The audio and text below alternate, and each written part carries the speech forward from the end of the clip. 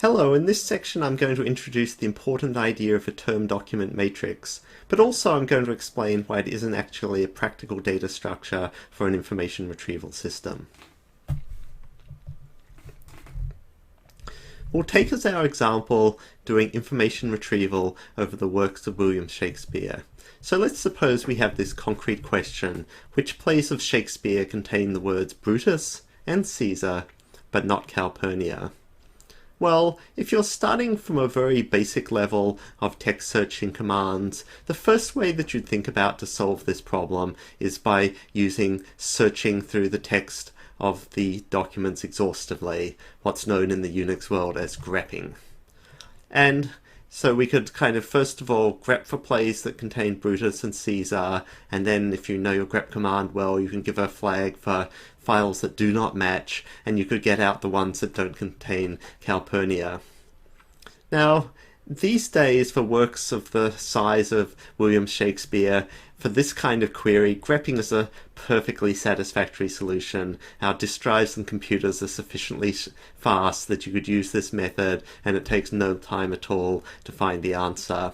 But nevertheless, that isn't a good answer for the full information retrieval problem. It falls flat in a number of ways. Once your corpus becomes large, and so that means something like everything on your hard disk, or even more so the World Wide Web, we can't afford to do a linear scan through all our documents every time we have a query. Then some parts of it, like the not part, become less trivial to implement than just finding things. But even more so than the not part, we'll have more complex queries, like finding uses of the word Romans near countrymen, and we can't do that with a grep command.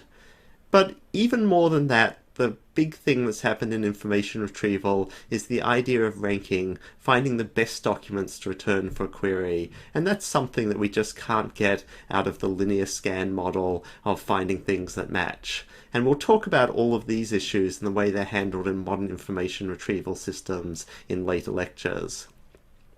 But let's first go to this idea of a term document matrix. So what we do in a term document matrix is that we have the rows of the matrix are our words, or often they're also called in information retrieval the terms, and then the columns of the matrix are our documents.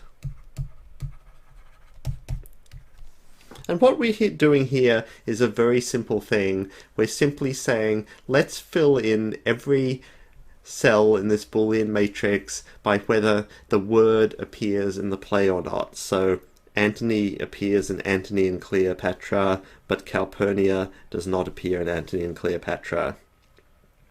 So this matrix represents the appearance of words and documents. And if we have this matrix, it's straightforward to then answer Boolean queries, such as our example before. Queries for documents that contain Brutus and Caesar, but not Calpurnia. Let's just go through concretely how we do that. So what we're going to do is we're going to take the vectors for the terms in the query, and then we're going to put them together with Boolean operations. So first of all, we can take out the row that is referring to Brutus, which goes up here. Then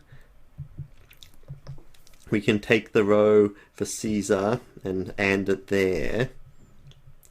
And then finally, we can take the row for Calpurnia, complement it, and then stick it down here. So Calpurnia only appears in Julius Caesar, and so we've complemented it to a vector where everything is one apart from Julius Caesar. And at that point, we can just AND those three vectors together, and our answer is this one of 1, 0, 0, 1, 0, 0. And so we've been able to do information retrieval successfully and can tell that this query is satisfied by the documents Antony and Cleopatra and Hamlet. And indeed, we can then go off to the document collection and confirm that that is the case. So here we are. So in Antony and Cleopatra, when Antony found Julius Caesar dead, he cried almost to roaring, and he wept when at Philippi he found Brutus slain. And similarly, we find both words occurring in Hamlet. Okay, so that suggests that we could do information retrieval simply by working with this term document matrix. So an important thing to realize is that that doesn't really work once we go to sensible size collections. And so let's just go through that for a minute. Let's go through a sensible size but still small collection. So suppose that we have 1 million documents, and we'll often use n to refer to the number of documents, each of which is on average 1,000 words long. Okay, so what does that mean in terms of the size of our document collection and in terms of the size of our matrix? So if we have an average of 6 bytes per word, including spaces and punctuation, the amount of data we're talking about here is 6 gigabytes. So that's a teeny fraction of one modern hard disk in your laptop. But let us then suppose we try and work out how many distinct terms there are in our document collection. And we need to know the number of distinct terms because that corresponds to the number of columns in our matrix. And let's suppose there are about 500,000. That would be a typical number for 1 million documents. And so I'll often refer to this number of different terms as M. Well, what does that mean? Well, what it means is that even with that size document collection, we can't build this term document matrix because we'll have 500,000 rows and 1 million columns, and that's 500 billion zeros and ones. It's already huge and probably bigger than we have space to store. And as the document collection gets bigger than 1 million documents, things are just going to get worse. But there's this really important observation, which is although the matrix here had 500 billion zeros and ones in it, that actually almost all of the entries are 0, that the document has at most 1 billion ones. And it'd be good for you guys to stop and think for a fraction of a second, why is it that there are at most 1 billion ones?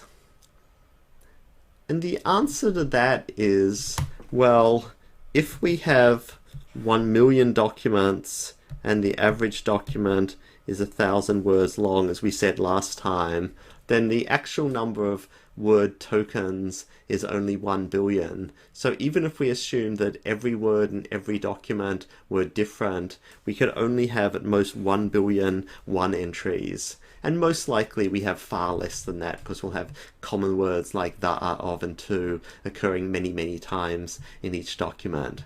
And so therefore the key observation is the matrix we're dealing with is very, very, very sparse. And so the central question in the design of information retrieval data structures is taking advantage of that sparsity and coming up with a better data representation. And the secret of doing that and having an efficient storage mechanism is we want to only record the positions that hold a 1 and not the positions that hold a 0. Okay, so I hope that's given you an understanding of the term document matrix. It's an important conceptual data structure that we keep on coming back to again and again when we talk about various kinds of algorithms. We think about them in terms of that matrix, as you'll see. But when we actually come to doing storage and computer systems, we can also see that we never actually want to store documents and their information retrieval representation in that form.